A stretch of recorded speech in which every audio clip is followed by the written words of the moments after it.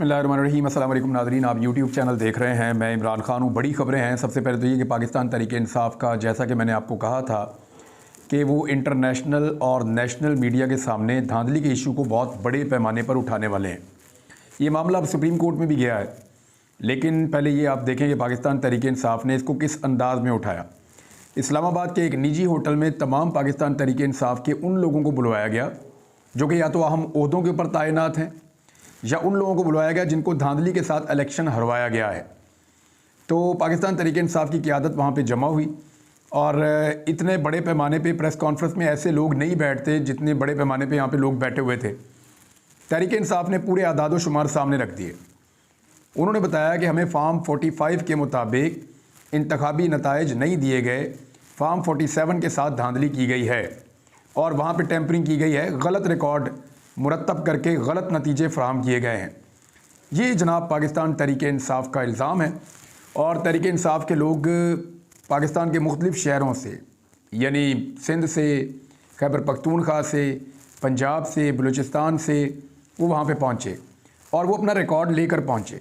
उन सब के पास उनके फार्म 45 भी मौजूद थे और उन्होंने भरपूर तरीके से अपना मुकदमा आलमी मीडिया के सामने और पाकिस्तानी मीडिया के सामने रखा है। तो आज का दिन जो है वो इलेक्शन कमीशन के लिए और धांधली करने वालों के लिए बड़ा सख्त दिन साबित हुआ, बड़ा मुश्किल दिन साबित हुआ, क्योंकि इस प्रेस कॉन्फ्रेंस की गूंज बहुत दूर तक सुनाई देगी और पूरी दुनिया के अंदर इसकी आवाज़ उठेगी।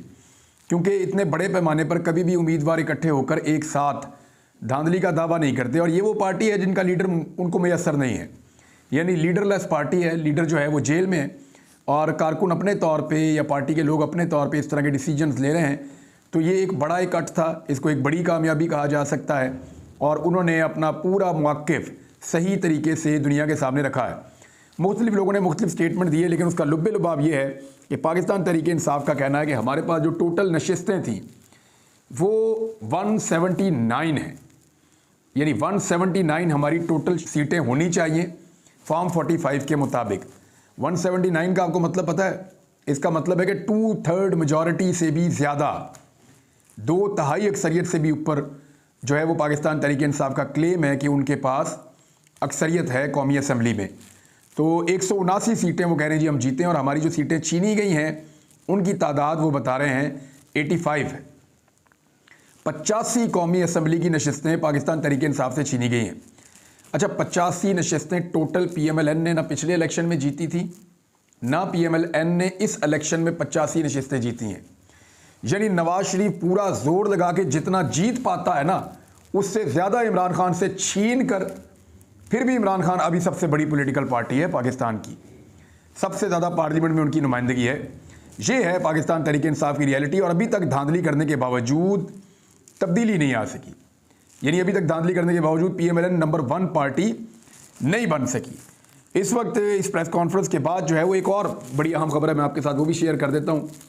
और ये खबर है जी इस्लामाबाद से, सुप्रीम कोर्ट ऑफ पाकिस्तान से।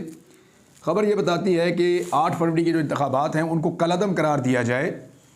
ये एक दरख्वास्त दायर की गई थी सुप्रीम कोर्ट ऑफ पाकिस्तान में, और 3 रुकनी बेंच है जो जस्टिस कादी फ़ाइज़ ईसा साहब की सरबराही में इस मुकदमे को सुनेगा। अली ख़ान नामी शहरी है जिसने ये दरख्वास्त दायर की। उसने कहा जी 8 फरवरी का इंतखाब जो है उसे कलअदम करार दें, फ़ारिग कर दें उस इंतखाब को। वजह यह है कि उसके अंदर बहुत ज़्यादा धांधली हुई है, और इस वक्त तक जो रिज़ल्ट हैं वो इस खबर के अंदर लिखे हैं, लेकिन एक्चुअली बात यह है कि 8 फरवरी का इंतखाब क्या चलता रहेगा या फ़ारिग हो जाएगा, मेरे ख़्याल में कुछ भी कहना कबल अज़ वक्त है। जो मुझे दिखाई दे रहा है वो ये है कि पाकिस्तान तहरीक इंसाफ के लोग मुख्तलिफ़ जगहों पे भागते रहेंगे, दर दर भटकते रहेंगे और कोशिश करते रहेंगे, निज़ाम के साथ टक्कर मारते रहेंगे, और एक वक्त आएगा कि उनको इंसाफ मिलना शुरू हो जाएगा। देखिए, मैं कभी भी मायूस नहीं होता, और अदलिया से तो बिल्कुल मायूस नहीं होता। देर ब देर आपको इंसाफ मिल जाता है। अभी मिलना ज़रा मुश्किल है, आने वाले दिनों में मिल जाएगा। मुझे ऐसा दिखाई देता है कि ये 85 सीटें जो पाकिस्तान तहरीक इंसाफ से छीनी गई हैं, 85 सीट्स, इनमें से अगर कुछ ना भी करेंगे तो पाकिस्तान तहरीक इंसाफ को 40 से 45 सीटें मिल जानी चाहिए, और अगर वो भी उनको मिल जाती हैं तो वो सिंपल मेजॉरिटी से भी आगे निकल जाएंगे। तो इस सूरत हाल का फ़ायदा पाकिस्तान तहरीक इंसाफ को वफाक में होगा और शहबाज शरीफ की हुकूमत गिर सकती है। लेकिन ये फ़ैसले कब होंगे, कैसे होंगे, इस बारे में भी कुछ भी नहीं कहा जा सकता। पाकिस्तान पीपल्स पार्टी और PMLN मिलकर हुकूमत बना रहे हैं, इसके ऊपर भी मैं बात करता हूँ। फजलुर रहमान साहब का जो स्टेटमेंट है उसमें फजलुर रहमान साहब ने एक तरदीद भी की है, यानी उन्होंने कल कहा था कि जनरल बाजवा और जनरल फैज़ हमीद साहब के कहने के ऊपर हम सारी जमातें मिलकर तहरीक-ए-एतमाद लाए थे और हमने इमरान खान की हुकूमत ख़त्म की थी। उनका कहना था कि ये फ़ैसला बंद कमरों में हो चुका था कि इमरान खान की हुकूमत ख़त्म की जाएगी। हमारी सियासी जमातों ने सिर्फ इस किए हुए फ़ैसले के ऊपर, उस दौर की एस्टेब्लिशमेंट ने जो फ़ैसला किया था उसके ऊपर हमने सिर्फ मोहर लगाई थी, उसकी हमायत करके। एक्चुअली ये सब हो चुका था। फजलुर रहमान साहब आहिस्ता आहिस्ता खुल रहे हैं। उन्हें शिकवा शायद इस बात का है कि उनको वो सहूलतकारी नहीं दी गई जो नवाज शरीफ साहब को दी गई है। उन्हें शायद शिकवा इस बात का है कि वो जहन बना चुके थे कि शायद वो सदर पाकिस्तान बनेंगे, लेकिन वो नहीं बन पाए। बहुत बड़ा एहतजाज भी किया है मुख्तलिफ जमातों ने, और ये एहतजाज हुआ है हाईवे के ऊपर M9 पे। बहुत बड़ी तादाद में वहाँ पे मुजाहिरीन मौजूद थे धांधली के ख़िलाफ़। तो धांधली के ख़िलाफ़ आज 2 बड़े इवेंट हुए हैं। एक इवेंट जो धांधली के ख़िलाफ़ हुआ है वो M9 के ऊपर हुआ है मोटरवे पे, और वहाँ पे जुमे की नमाज के जो मनाजिर हैं वो ऐसा लगता है बहुत बड़ी तादाद में लोग हैं, तो लोग लाजमन जब उनके साथ धांधली होगी तो लोग सड़क पे आएंगे ना। और दूसरा जो है वो पाकिस्तान तहरीक इंसाफ की एक प्रेस कॉन्फ्रेंस है। इसके बाद तहरीक इंसाफ ने अनाउंस भी कर रखा है कल के दिन के लिए कि वो एक बड़ा एहतजाज करेंगे मुल्क भर में धांधली के ख़िलाफ़। तो आज उन्होंने अपना मौक़िफ़ जो है वो कौम के सामने रखा है, ना सिर्फ कौम के सामने बल्कि दुनिया के सामने रखा है आलमी मीडिया के ज़रिए से। अब आ रहे हैं पीपल्स पार्टी ने क्या मांगा। पीपल्स पार्टी जो है वो चाहती है कि चेयरमैन सेनेट उनका अपना बन जाए, यानी यूसुफ रज़ा गिलानी साहब अगर कौमी असम्बली की नशिस्त रखते हैं तो फिर वो स्पीकर कौमी असम्बली बन सकते हैं, लेकिन उन्हें शायद ये कहा गया है कि आप चेयरमैन सेनेट की तैयारी करें। वो चेयरमैन सेनेट बनेंगे, कौमी असम्बली की नशिस्त छोड़ेंगे। वैसे भी वो सीट धांधली ज़दा सीट करार दी जा रही है पाकिस्तान तहरीक इंसाफ की जानिब से, वहाँ दोबारा इलेक्शन हो जाएगा। और जो स्पीकर कौमी असम्बली वाला मामला है वो भी पाकिस्तान पीपल्स पार्टी चाहती है उनको मिले, और इस पर वो खुर्शीद शाह साहब को शॉर्ट लिस्ट कर चुके हैं। अब देखते ये हैं कि PMLN अयाज सादिक साहब की कुर्बानी देती है या नहीं देती, क्योंकि अयाज सादिक साहब को खुश रखने के लिए उन्होंने शेख रोहेल असगर साहब की कुर्बानी तो दे दी है PMLN ने। अब फजलुर रहमान साहब ने पहले जो स्टेटमेंट दिया था वो मैंने आपको बताया, वो ये था कि जनरल बाजवा जनरल फैज़ साहब के कहने पे उन्होंने ये किया, लेकिन उसके बाद उन्होंने अपना स्टेटमेंट बदला। उन्होंने कहा जी मैंने जनरल फैज़ का नाम गलती से ले लिया था, एक्चुअली वो उनके बाद आने वाले जो थे वो उनका नाम मुझे लेना था। तो उनके बाद आने वाले आप सब जानते हैं कि मौजूदा जो DGISI हैं उनके ऊपर फजलुर रहमान साहब का ये एलिगेशन है, और उनका ये कहना है कि ये सारा कुछ जो हुआ इमरान खान के ख़िलाफ़ तहरीक-ए-एतमाद का मामला, इस मामले के अंदर इस्टेब्लिशमेंट इन्वॉल्व थी, और इमरान खान साहब का जो मौक़िफ़ है कि उनको निकाला गया और ये फ़ैसले बंद कमरों में हुए, तो फजलुर रहमान साहब ने उस मौक़िफ़ के ऊपर स्टैंप कर दिया। वो ये कह रहे हैं कि बिल्कुल ठीक कह रहे हैं इमरान खान, और वो इसकी जस्टिफिकेशन ये दे रहे हैं कि अगर उस वक्त मैं बात ना मानता उस वक्त की एस्टेब्लिशमेंट की, तो होता ये कि ये कहा जाता कि फजलुर रहमान इमरान खान को बचा रहा है। तो अभी फजलुर रहमान साहब के साथ खुद क्योंकि हालात बहुत पतले हो गए हैं, सिंध में उनके खिलाफ धांधली हुई है बहुत बड़ी, उनको ये लगता है, और खैबर पख्तूनख्वा में उनको जितवाया भी नहीं गया, तो उनकी शिकायत का अंबार बहुत बड़ा है। उनका बेटा जो है वो अभी भी चंद पोलिंग स्टेशंस के नतीजे का इंतज़ार कर रहा है कि शायद वो सीट मिल जाए। देखते हैं फजलुर रहमान साहब को सीट मिलती है या नहीं मिलती। अब आ जाए कि रिबटल क्या आया है। देखिए रिबटल जो है वो कुछ सहाफ़ी हैं जो ये कह रहे हैं कि जनरल फैज़ की तवस्सुत से उनका ये कहना है कि जनरल फैज़ ने कहा कि मैं तो नहीं था, बल्कि मैं तो उस वक्त था कोर कमांडर पेशावर। तो उसके ऊपर जो है वो मौक़िफ़ आ गया फजलुर रहमान साहब का कि एक्चुअली फैज़ हमीद का नाम मेरे मुंह से निकल गया, वो उनके बाद वाले थे। लेकिन अब मलिक अहमद ख़ान साहब जो हैं, जो जनरल रिटायर बाजवा साहब के बहुत करीब थे, मैं पहले भी आपको बता चुका हूँ। मलिक अहमद ख़ान साहब जो हैं वो उस वक्त की एस्टेब्लिशमेंट की नज़र में वज़ीर आला पंजाब के लिए एक बेहतरीन उम्मीदवार भी थे, और इस हवाले से मैं बहुत सारी चीज़ें जानता हूँ मलिक अहमद ख़ान साहब के हवाले से। वक्त आने पर वो चीज़ें आपके सामने आ जाएंगी इंशाल्लाह। अभी ये है कि उन्होंने कहा कि जो स्टेटमेंट फजलुर रहमान साहब ने दिया है वो गलत है। जनरल बाजवा मना कर रहे थे कि तहरीक-ए-एतमाद ना लाएं, तो फजलुर रहमान साहब उनकी तजवीज़ मुस्तरद कर रहे थे और मना नहीं हो रहे थे। अब ये बिल्कुल 2 अलग अलग स्टेटमेंट हैं।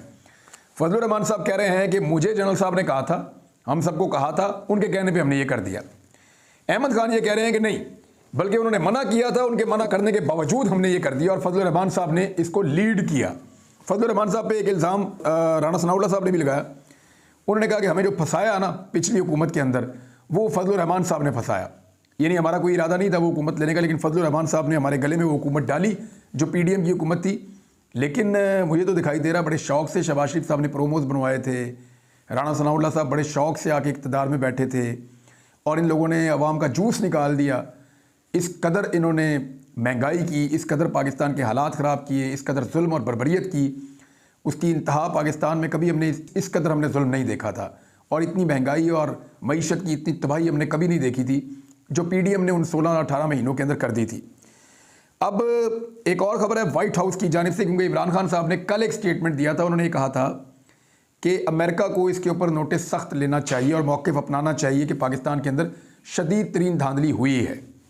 तो अब जो खबर आ रही है वो ये है कि अमेरिका ने इसका सख्त नोटिस लिया है। तर्जुमान वाइट हाउस जॉन कर्बी ने बयान में कहा है कि आलमी मुबस्सरीन इस वक्त भी पाकिस्तान में मौजूद हैं और उन्होंने वोटों की गिनती और उसके अमल के ऊपर नज़र रखी हुई है। इस बारे में मज़ीद कुछ नहीं कहूँगा। जॉन कर्बी ने पाकिस्तानी इंतखाबात में वोटर्स को दबाव में लाने और मुबैना धांधली के इल्ज़ामात पर तशवीश का इजहार करते हुए कहा कि अमेरिका इस सूरत हाल को बहुत करीब से देख रहा है। अमरीकी महकमे खारजा एक से ज़ायद बार पाकिस्तानी आम इंतखाबात के दौरान धांधली के इल्ज़ामात की तहकीकात का पहले ही मुतालबा कर चुका है और बरतानिया भी ये मुतालबा कर चुका है। यूरोपीय यूनियन भी ये मुतालबा कर चुका है कि लेवल प्लेइंग फील्ड दी जाए। अमेरिका बारहा पाकिस्तान से मुतालबा कर चुका है धांधली के इल्ज़ामात के हवाले से कि तहकीकात की जाएँ। दूसरी जानिब यूरोपीय यूनियन और बरतानिया भी यही मुतालबात कर चुका है। ऑस्ट्रेलिया और कनाडा में भी आवाज़ें उठ रही हैं। तो दुनिया भर में पाकिस्तान के जो इंतखाबी अमल है उसके ऊपर, उसकी शफाफियत के ऊपर सवालिया निशान लगा हुआ है। पाकिस्तान इन इल्ज़ामात को मुस्तरद कर चुका है। रियासत पाकिस्तान की जानिब से कहा गया कि नहीं, यहाँ पे इंतखाबात जो हैं वो ठीक हुए हैं। अब एक खदशा ये है कि अगर आलमी सतह पे इन इंतखाबात को मुस्तरद कर दिया जाता है या पाकिस्तान में आने वाली हुकूमत के मैंडेट को तस्लीम नहीं किया जाता तो ये एक और अजीब सूरत हाल होगी। लेकिन मुझे ये होता हुआ दिखाई नहीं दे रहा। मेरे ख्याल में पाकिस्तान की अदलिया रफ्ता रफ्ता इंसाफ की तरफ बढ़ेगी और आहिस्ता आहिस्ता जो उम्मीदवार जीते हैं उन्हें उनकी सीटें वापस मिलना शुरू हो जाएंगी और एक इन हाउस बड़ी तब्दीली हम देखेंगे आने वाले महीनों में पाकिस्तान के अंदर। ये बिल्कुल मुमकिन है, नामुमकिन बिल्कुल नहीं है। अब वाइट हाउस के स्टेटमेंट के बाद इमरान खान साहब की अपीलों के हवाले से एक बड़ी अहम डेवलपमेंट है। इमरान खान साहब के खिलाफ 3 बड़े मुकदमात के फैसले सुनाए गए थे। एक साइफर वाला, एक जो है वो तोशाखाना वाला और एक इद्दत वाला केस। इन तीनों में इमरान खान साहब को 30 साल से ज़ायद कैद की सज़ा सुनाई गई थी। अब इन मुकदमात में मैंने आपको बताया था कि इसमें जिस अंदाज़ में ये ट्रायल चला है इसमें बहुत सारी गलतियां हैं। ये फ़ैसले गलतियों से भरे पड़े हैं और शफाफ ट्रायल के जो तमाम तकाज़े होते हैं वो पूरे नहीं हुए। तो ये अपीलों के अंदर फारिग हो जाएंगे। अब बाकायदा पाकिस्तान तहरीक इंसाफ की जानिब से अपने बानी चेयरमैन के हवाले से हाई कोर्ट इस्लामाबाद का जो है वहाँ पर अपीलें दायर कर दी गई हैं और लतीफ़ खोसा ने इमरान खान के तोशाखाना और दीगर जो केस हैं साइफर वाला और इद्दत वाला, उनमें अपीलें दायर करने की उन्होंने तस्दीक भी कर दी है और ये मुकदमात जो हैं वो आने वाले दिनों में सुने जाएंगे। और मैंने आपसे पहले कहा था कि जब भी ये मुकदमात बड़ी अदालतों के सामने जाएंगे तो वहाँ पे मौजूद मुअज़्ज़िज़ जज साहिबान वो अगर दबाव में नहीं आए, और अदलिया के ऊपर तो हमेशा पाकिस्तान जैसे मुल्कों में दबाव रहता है, अगर वो दबाव को झेल गए तो फिर इमरान खान साहब की ये सज़ाएँ ख़त्म हो जाएंगी। वैसे भी टारगेट अचीव हो गया जो इन सज़ाओं के पीछे था कि लोगों को मायूस किया जाए, लोग वोट डालने के लिए ना निकले, तो ये उल्टा ही काम हो गया। लोग इतनी बड़ी तादाद में निकले कि इलेक्शन के 10 दिन बाद भी कोशिश की जा रही है कि कुछ भी करके वोटों को इधर से उधर किया जाए। लोगों ने इतने वोट डाल दिए हैं कि अभी तक चीज़ें काबू नहीं आ रही। 2 बंदे और गायब हो गए नाज़रीन, उनकी भी मैं आपको खबर दे देता हूँ। एक तो ब्रिगेडियर साहब हैं, ब्रिगेडियर घुमन साहब, और ये नौमुंतखब रुकन कौमी असम्बली हैं असलम घुमन साहब। इन्होंने पाक फ़ौज में खिदमात सर अंजाम दी हैं, ग़ालिबन ये ISI में भी रहे हैं। तो ब्रिगेडियर रिटायर्ड असलम घुमन साहब ने इलेक्शन जीता था और उनकी जीत का नोटिफिकेशन भी जारी हो गया था। बकौल इनके करीबी लोगों के इनके ऊपर दबाव था कि ये IPP को ज्वाइन कर लें, तो इन्होंने ज्वाइनिंग नहीं दी। उसके बाद इनको अगवा कर लिया गया है। ये अब गायब हैं, इनके बारे में किसी को कुछ पता नहीं कि ये कहाँ चले गए हैं। अब 2 चीज़ें हैं, या तो ये बर्दाश्त करेंगे या फिर ये एक प्रेस कॉन्फ्रेंस करेंगे और किसी और पॉलिटिकल पार्टी को ज्वाइन कर देंगे पाकिस्तान तहरीक इंसाफ को छोड़कर। एक और जो खबर है वो ये है कि अहमद रशीद भट्टी साहब, ये बड़े ज़बरदस्त आदमी हैं। इन्होंने CSS किया था और यानी इनके ऊपर पहले टॉर्चर भी हुआ, इनके ऊपर बड़ी अजीब सूरत हाल का ये सामना करते रहे और काफ़ी पढ़े लिखे इंसान हैं। इन्होंने मुकाबले का इम्तिहान पास किया था और चंद साल उन्होंने नौकरी भी की थी CSS करने के बाद। लेकिन ये अपने नज़रियात के हाथों, क्योंकि बड़े नज़रियाती इंसान हैं और बड़े साफ़ इंसान हैं, तो इनको लगा कि मैं यहाँ पे रहकर इस सिस्टम का हिस्सा बन जाऊँगा, मैं इस सिस्टम को ठीक करने के लिए कोई काम करता हूँ। तो ये वो आदमी है जिसने अपनी नौकरी CSS वाली जो है उसको कुर्बान किया और पाकिस्तान को ठीक करने के लिए सियासत में कदम रखा। अब इसको भी गिरफ़्तार कर लिया गया है और इस शख्स के मुंह के ऊपर जिस तरह कपड़ा लपेट के इसको पेश किया गया, ये तो एक तौहीन आमेज़ सलूक है। लेकिन अब मुख्तलिफ लोग जो हैं वो इसके ऊपर आवाज़ उठा रहे हैं। उम्मीद है कि मियाँ अली अशफाक वो इनका केस लड़ेंगे, क्योंकि मियाँ अली अशफाक की बचपन की दोस्ती भी है भट्टी साहब से, और ये भट्टी साहब मैं जानता हूँ बड़े अच्छे इंसान हैं। मैं 2 दिन पहले इनके भाई के साथ मौजूद भी था और बातचीत हो रही थी कि बड़ी मुश्किलों से नतीजा हासिल किया उन्होंने, क्योंकि इन्होंने इलेक्शन जीता है नवाज शरीफ के घर से। यानी रायविंड जो है नवाज शरीफ का जो घर है, फार्म हाउस है, उसके चारों तरफ से इन्होंने वोट हासिल करके कामयाबी हासिल की है और नवाज शरीफ साहब को उनके घर के अंदर घुसकर इस शख्स ने शिकस्त दी है। अब उसका ये गुस्सा है कि जब इनको पकड़ा गया तो उसके बाद इनके सर के ऊपर, इनके मुंह के ऊपर कपड़ा चढ़ाकर इनको पुलिस घसीट कर लेकर जा रही है। ये मनाजिर आपके सामने हैं। ये बहुत अफसोसनाक है।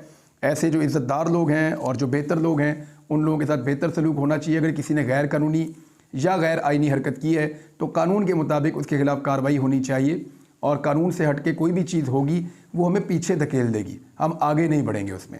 नाज़रीन, अब तक के लिए इतने। अपना ख्याल रखिएगा, अपने इस चैनल का भी। अल्लाह हाफ़िज़।